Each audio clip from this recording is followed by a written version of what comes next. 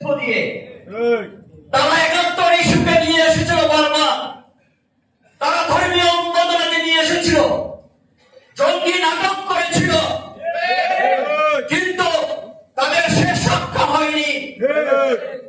আবার নতুন করে আমরা শুনতে পাচ্ছি মৌলবাদের কথা, শুনতে পাচ্ছি ধর্মের রাজনীতির কথা। এই সবই হচ্ছে ষড়যন্ত্রের বহিঃপ্রকাশ। আপনারা ষড়যন্ত্র থাকবেন, সজাগ থাকবেন, এইসব ষড়যন্ত্রকে রুখে দিতে হবে। প্রিয় সুধী, ১৫ বছর ফেসিবাদ টিকে ছিল জাতীয়তাবাদী শক্তি এবং ইসলামী শক্তির মধ্যে অনৈক্য সৃষ্টি করে। আবার ষড়যন্ত্র শুরু হয়েছে এই দুই শক্তির মধ্যে যাতে অনৈক্য সৃষ্টি হয়, আবার যারা সুবিধা দিতে পারে। কাজে এ ব্যাপারে আমার উত্তপ্ত আহ্বান থাকবে জাতীয়তাবাদী দল এবং ইসলামী শক্তির নেতৃবৃন্দের প্রতি, আপনারা সুযোগে ঐক্য করে তুলুন, জাতীয় ঐক্য তৈরি করুন, দেশকে, দেশের স্বাধীনতা সার্বভৌম থেকে আপনারা অক্ষুণ্ণ রাখুন। পরিশেষে আমি বলতে চাই, আপনারা প্রতিযোগিতা করুন, রাষ্ট্র কিভাবে পরিচালনা করবে তার প্রতিযোগিতা করুন।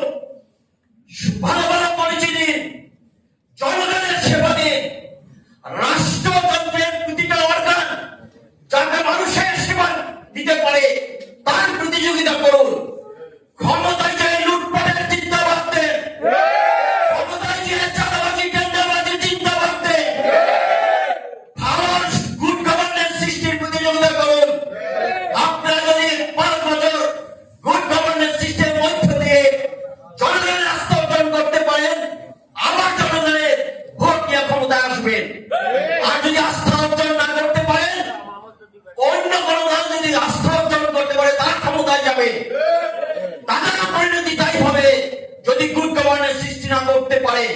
কাজে আমি জানাবো, পুরোনো বয়ানে আর দেশ চলবে না, নতুন করে ভাবতে হবে, জনগণের কথা ভাবতে হবে, লুটপাটতন্ত্রের কথা মাথা থেকে মগজ থেকে দূর করে দিন। দেশের মানুষের জন্য সরকার গঠন করুন, ষড়যন্ত্র করে আর ক্ষমতা আসতে পারবেন না। সকলকে ধন্যবাদ, আল্লাহ হাফেজ।